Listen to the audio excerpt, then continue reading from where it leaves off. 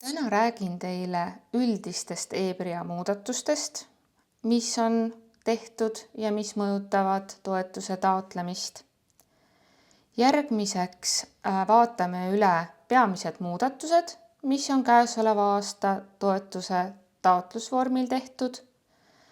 Ja viimaseks käime taotlusvormil üle need kohad, mille kohta on kõige rohkem meilt küsitud ja vaatame, kuidas neid olukordi lahendada. Kõigepealt räägin ühest üldisest muudatusest, mis on praegu alles testimise järgus.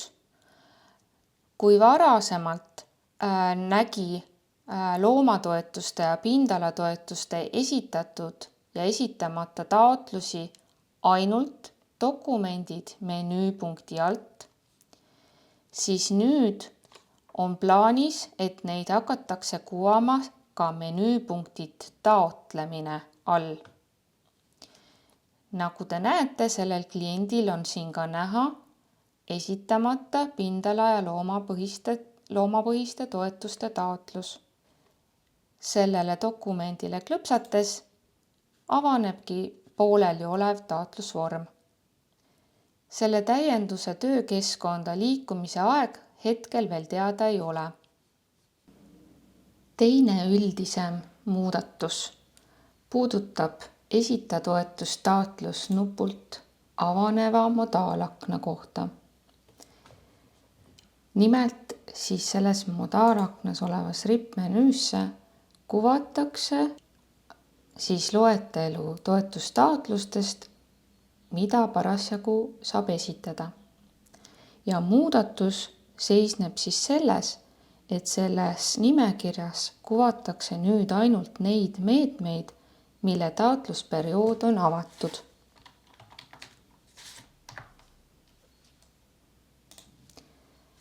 Seega palun arvestage, et pindalatoetuste taotlus kuvatakse selles nimekirjas siis, kui taotlusperiood on juba alanud ja see kaob sealt valikust ära, kui taotlusperiood on lõppenud.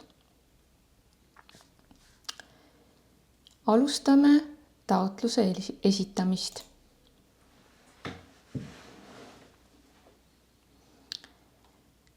Kõigepealt, kui üldandmete sammust liikuda edasi, siis kuvatakse nendele taotlejatele, kellel on eelmise taotlusaasta kohta kehtiv pindala- ja loomapõhiste toetuste taotlus,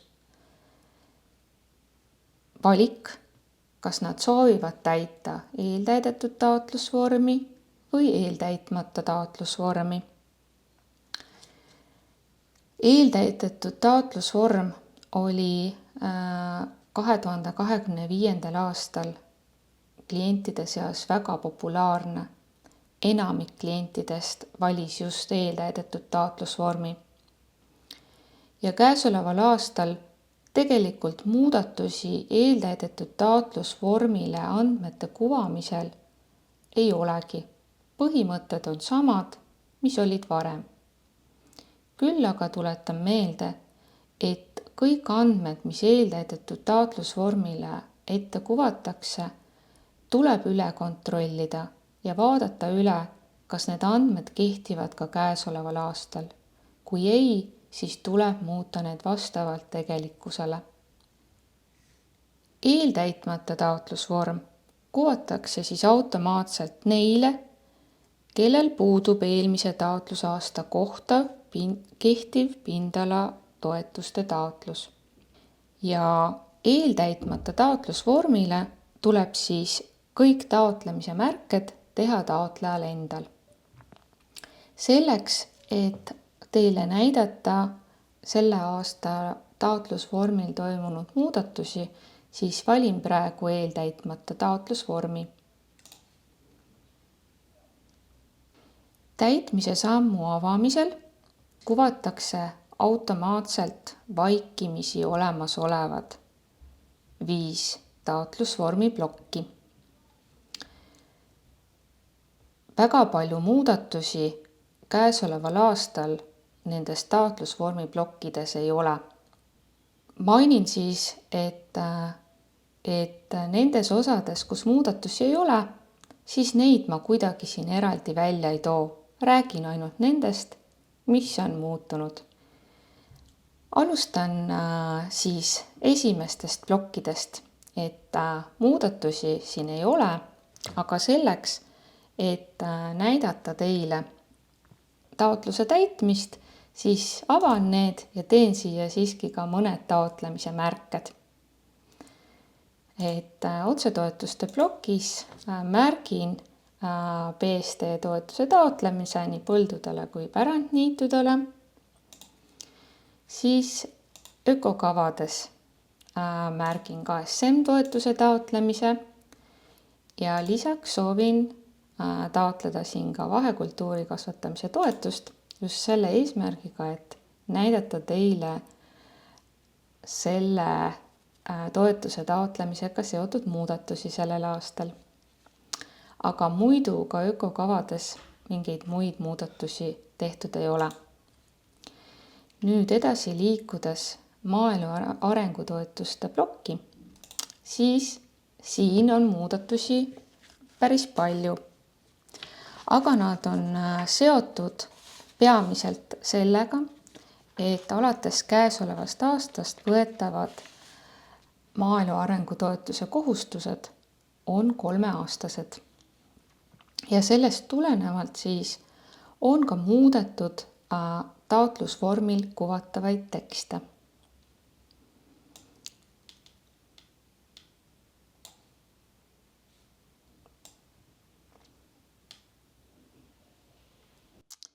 Sellel konkreetsel kliendil on kehtiv kohustus ja sellisel puhul kuvatakse üldiselt, et jätkan seda kohustust. Kohustuse pikkust otseselt selles valikus mainitud ei ole, kuid seda saab siis teada selle järgi, et selle toetusliigi alla sinisesse infoväljale kuvatakse see info, kui kaua see konkreetne kohustus kehtib.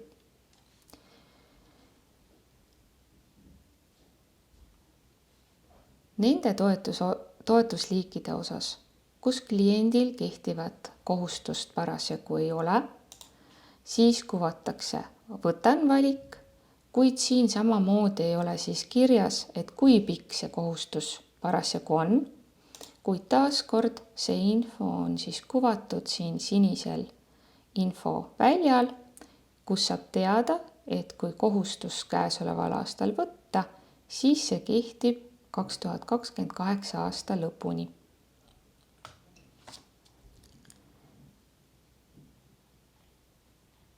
Teen siis siin plokis ka mõned taotlemise märked. Märgin ohustatud tõugu loomapidamise toetuse taotlemise.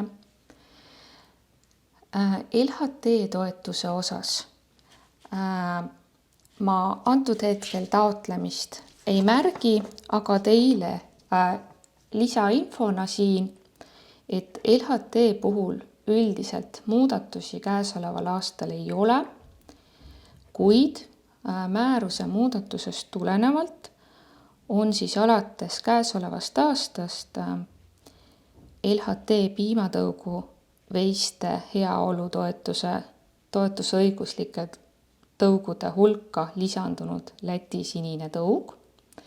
Nii et kui teil on seda tõugu veiseid, siis need kuvatakse loomade heaolu loomade tabelisse teile automaatselt ette või saate need siis käsitsi lisada.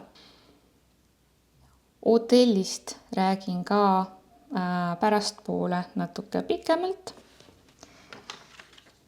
Ja lisaks panen siia veel ka niittoetuse jätkamise märke, et näidata teile ka pärandniitudega seonduvat.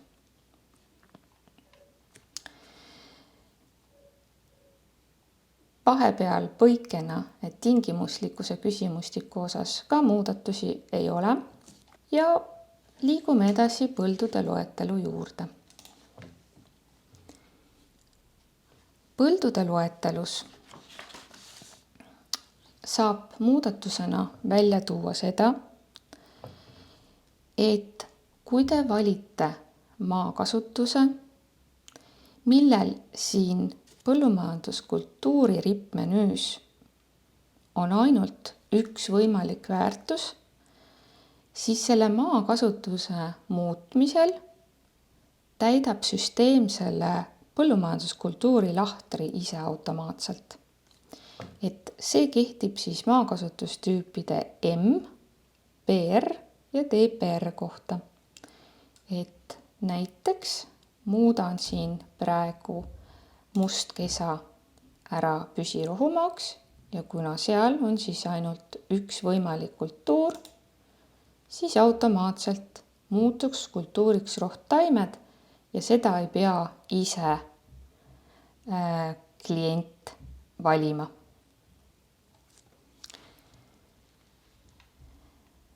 Lisaks sellele on käesoleval aastal siis muudatus KSM vahekultuuri osas. Nimelt saab alates käesolevast aastast lisada KSM vahekultuuri kohta täpsustatud vahekultuure. KSM vahekultuuride puhul on see täpsustamine mõnede kultuuride puhul kohustuslik. Ja seda, kas on kohustuslik, seda annab siis taotlusvorm andmete kontrollimisel teada. Et sellisel juhul, kui need on nõutud, siis tuleb nad lisada. Antud näite puhul on täpsustatud vahekultuurid siin juba varasemalt lisatud ja nagu näete, siis siia peale liikumisel kuvatakse ka tuultippi, et muutmiseks tuleb minna e-põlluraamatusse. Ja tõepoolest siis nii ongi, et nii KSM vahekultuuri kui ka täpsustatud vahekultuure, neid saab siis ainult lisada, muuta ja kustutada ainult e-põlluraamatus.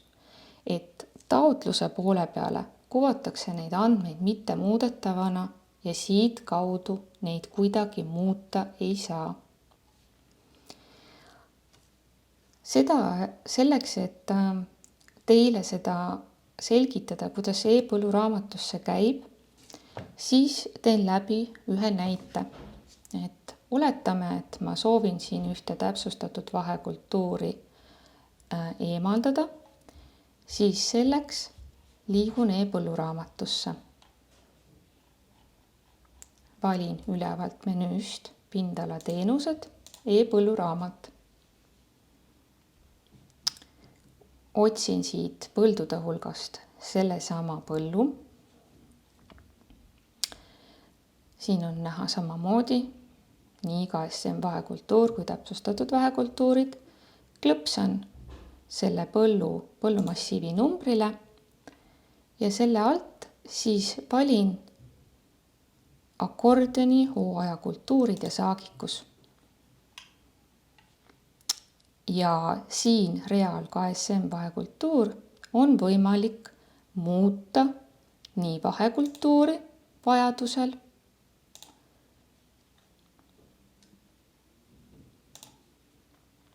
kui ka siis täpsustada kultuure. Ja selle täpsustamiseks siis tuleb vajutada lingile, kus antakse siis ette kogu valik, mille hulgast saab seda täpsustatud kultuuri valida. Antud juhul siis teen muudatuse, et ühe kultuuri eemaldan ja teise lisan ja salvestan andmed. Ja nagu näha, siis see muudatus kajastub siin hooajakultuuride saagikus, akordionis ja samamoodi põhiandmetes. Nüüd selleks, et liikuda tagasi taotlusele, valin nupust avataotlus. Jah. Ja mulle avatakse pooleli olev taotlus, kust ma siis sinna e-põlluraamatusse liikusin. Siin taas kord avan põldude loetelu. Ja nagu näete, siis tehtud muudatus kajastub taotlusvormil. Liigume edasi pärandniitude loetelu juurde. Siin on peamiseks muudatuseks see, et kui ma märgin niittaotlemise märke aladele, millele on määratud hooldamistingimused, siis automaatselt selle märke lisamisel kuvatakse alale veaikoon ja kui nüüd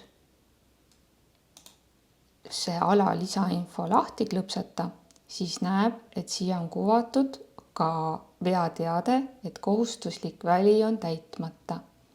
Samuti on siis kuvatud teade, et sellele alale on määratud hooldamistingimused ja need tuleb kinnitada. Varasemalt kuvati vastav teade alles taotluse andmete kontrollimisel ja klientidele oli see suhteliselt tülikas.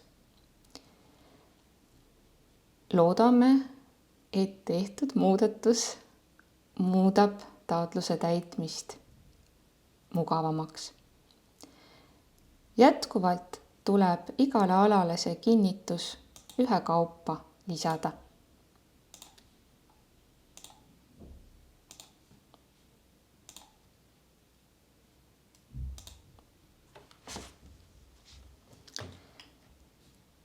Liikudes edasi ohustatud tõugude loomade loetelu juurde, siis siin on samasugune muudatus, nagu juba maaelu arengutoetuste puhul rääkisin, et tekstid on muutunud üldisemaks.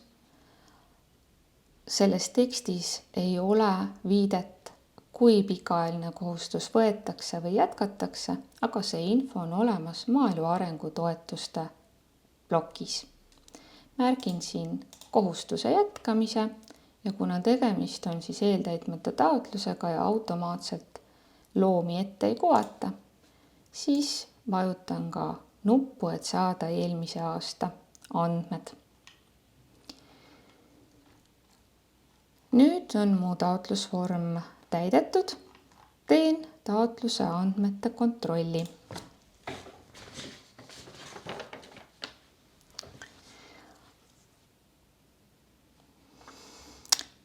Nüüd olen jõudnud nii kaugele, et veateateid mulle rohkem ei kuvata. Küll aga on mulle kuvatud terve hulk erinevaid hoiatusi. Tahan teile siin südamele panna, et ärge nendesse kergekäeliselt suhtuge. Lugege need väga tähelepanelikult läbi ja tehke parandused taotlusel, kus vaja. Sest kui te neid kuvatud teateid eirate, siis võib juhtuda, et taotluse menetlusel tehakse teile järelpärimisi. Samuti võivad nende teadete eiramise tagajärjel tulla toetuse vähendamised. Mina antud juhul siin nõustun nendega ja liigun edasi koondinfo sammu siis. Ja needsamad teated on kuvatud ka siinsamas koondinfo sammu alguses. Ja nendest teadetest allpool siis on näha taotlusele märgitud andmete kokkuvõtet. Selle kokkuvõtte puhul tahan eraldi välja tuua seda, et andmed on vaikimisi kuvatud suletud plokkidena ja selleks, et kogu andmestikku näha, tuleb siis klõpsata sellel konkreetsel plokil. Ja mina siis võtan lahti ökokavade ploki, et näidata teile ka paari muudatust, mis käesoleval aastal tehti ja see puudutab siis KSM toetust. Et siin on eraldi ridadel näidatud muud kultuurid kui heintaimed ja eraldi siis heintaimed. Ja see tuleneb sellest, et heintaimedele antakse toetust nende hektarite ulatuses, millel kasvatatakse muid kultuure. Ja selleks, et parandada seda arusaamist, kui palju neid kultuure ja milliseid on, siis on see vastav info siia kuvatud. Lisaks on muudatus siis KSM aiakultuuride kasvatamisel vajalike mullaproovide osas. Nimelt on siis määruse muudatus, et kui neid aiakultuuri põlde on alla 0,3 hektari, siis see mullaproovide nõue ei kehti ja seda vastavat arvu siia ka koondinfosse ei kuvata. Nüüd olen käesoleva aasta taotlusvormi muudatused teile ära näidanud. Nüüd vaatame taotlusvormil üle need kohad, mille kohta kõige rohkem meilt on küsitud. Vaatame, kuidas neid olukordi lahendada. Võtsin praegu lahti põldude loetelu, sest paraku on põldude loetelu ja samamoodi ka pärandniitude loetelu, need loetelud, kus on klientidel kõige rohkem andmeid ja tekib ka kõige rohkem küsimusi. Kõigepealt räägin sellest, kuidas tabelis andmeid muuta.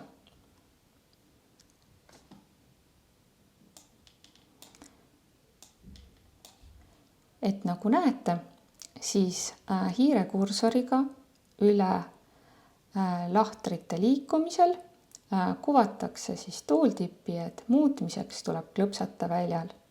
See tähendabki seda, et enamik andmeid on siis otse tabelist muudetavad, nii et kui klõpsate sellel väljal, siis avanebki rippmenüü ja saate teha endale vajaliku muudatuse ja see salvestab kohe, kui see valmib teha. Nüüd põllukultuuri muutmine. Näiteks, kui sellel põllul soovin teha muudatust, et seal kasvab hoopis kaer alla külviga, siis selleks klõpsan väljal, eemaldan alla külvita ja mulle antakse kogu valik, siis mille hulgast saan valida, teha valiku. Kaer alla külviga ja valik on tehtud. Ehk siis ei pea kerima seda väga pikka rippmenüüd, et teha kultuuri valikut. Et selleks piisabki sellest, et kirjutada siia lahtrisse selle soovitud kultuuri algus ja teha valik ette antud valiku hulgast.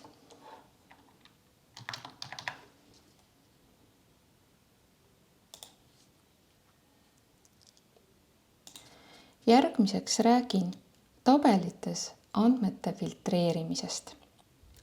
Nimelt on taotlusel päris palju erinevaid tabeleid, kus kõigis on andmete filtreerimise võimalus.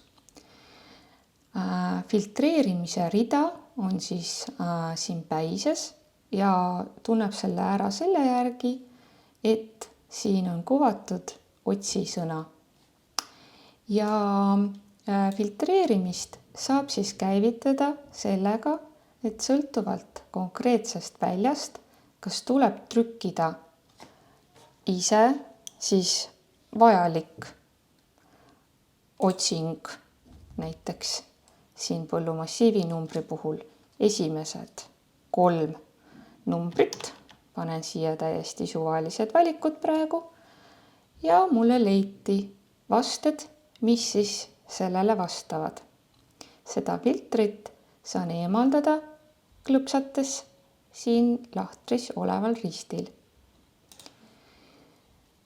Kui tegemist on sellise väljaga, millel on rippmenüü valik, siis siin saab seda filtreerimist käivitada, kui rippmenüüs teha siis see vastav valik.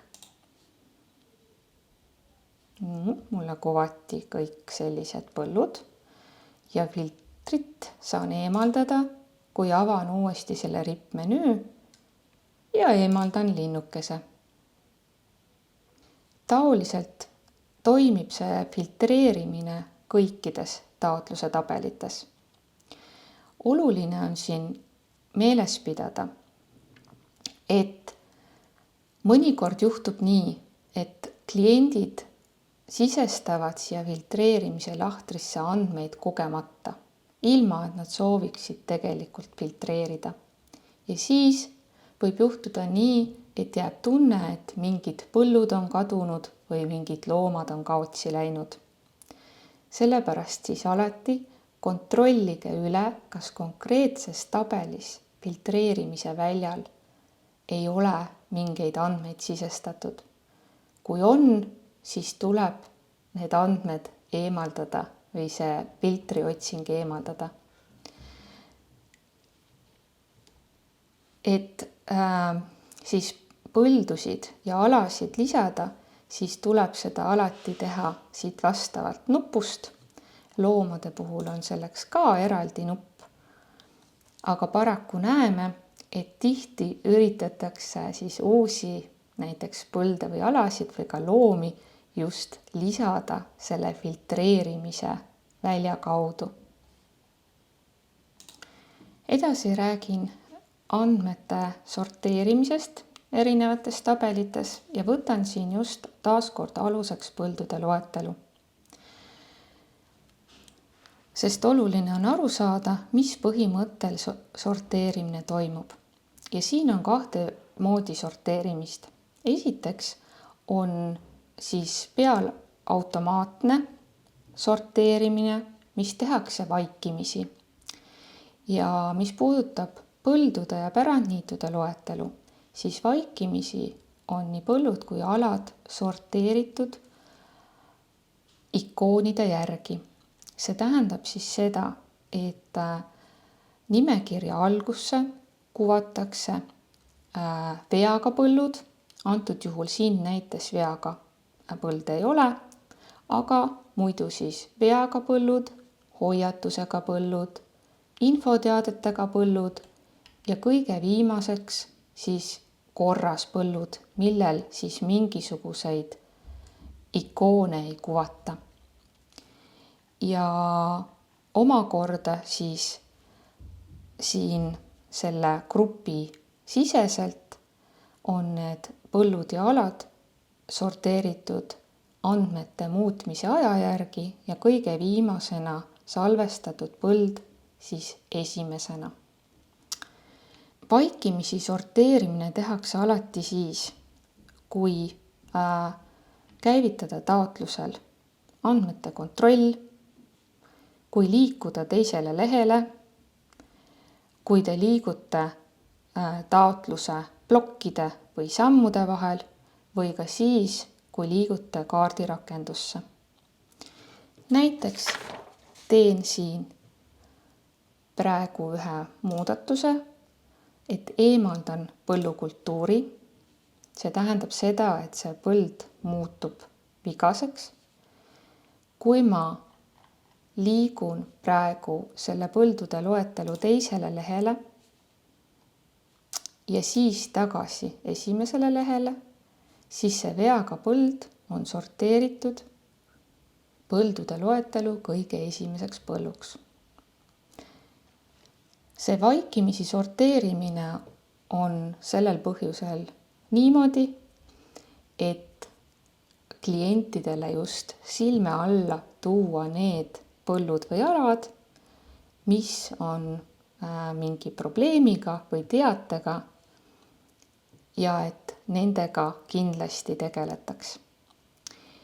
Kui selline käitumine ei sobi ja te tahaksite, et see sorteerimine toimub teistel alustel, siis alati on võimalik sisse lülitada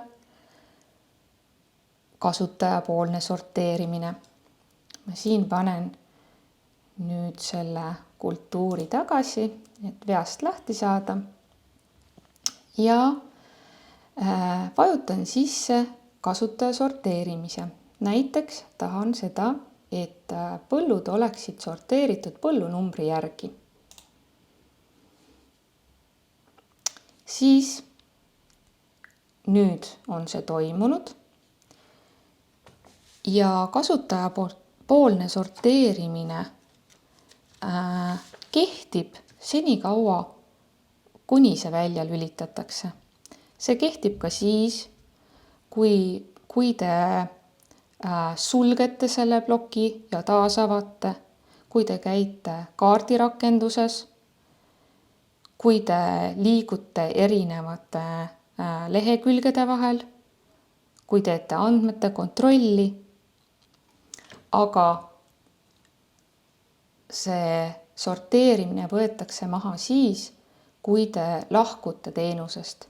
Ehk kui avate taotlusvormi uuesti, siis on vaikimisi sorteerimine uuesti peale läinud.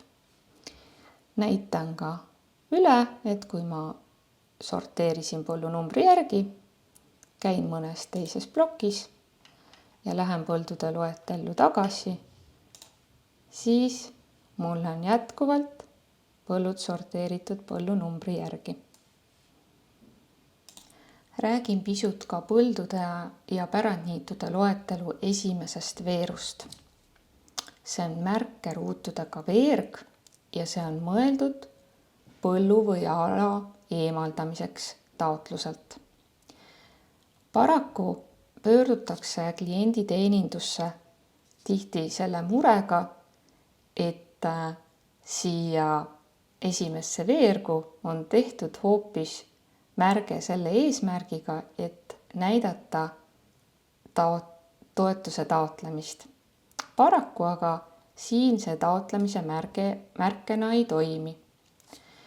Taotlemise märked tuleb panna ikkagi konkreetselt vastavasse veergu ja need veerud tekivad siis nende andmete põhjal, mis taotlemise märked on tehtud esimeses 3 plokis.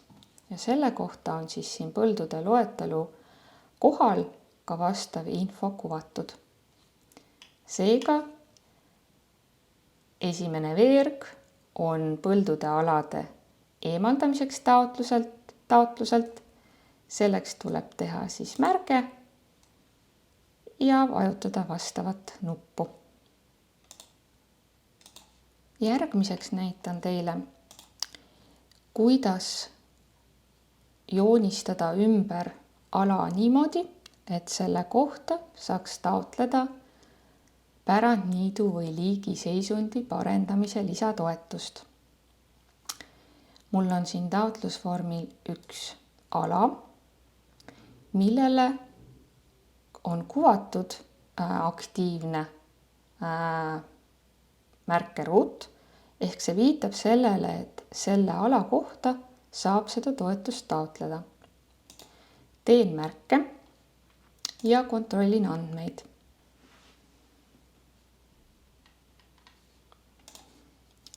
Mulle kuvatakse teade,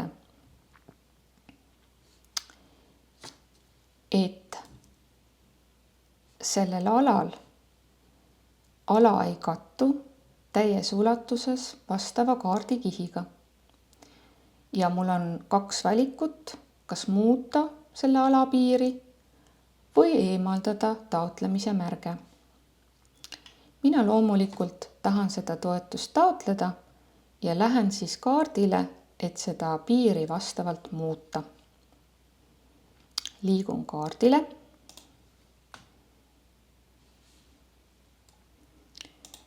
Kui avada siit kaardikihid, siis on näha, et tõepoolest sellel suurel pärandniidul on kattumine siis osaliselt parendamise lisategevused kaardikihiga.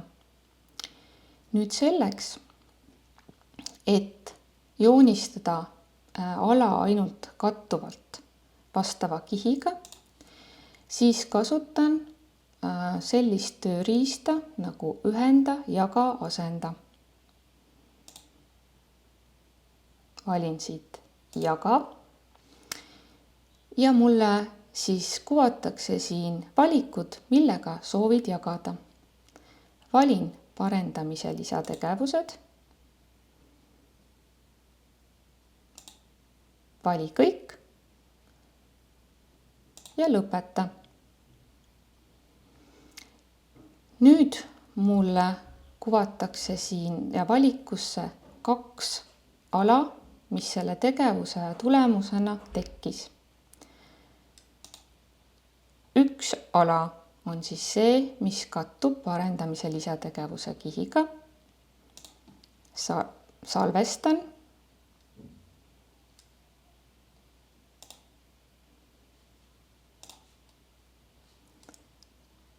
Samuti salvestan järgmise ala, mis jäi sellest nii-öelda järgi.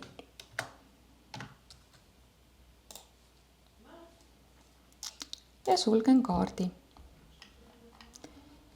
Nüüd, kui jõuan tagasi taotluse poolele, siis on näha, et mulle tekkis taotlusvormile ala, mille pindala on täpselt nii suur, kui on kattumine parendamise lisategevuse kaardikihiga. Ja teine osa on siis eraldi alana, kus seda vajalikku kattumist ei ole. Nüüd, kui teen uuesti andmete kontrolli,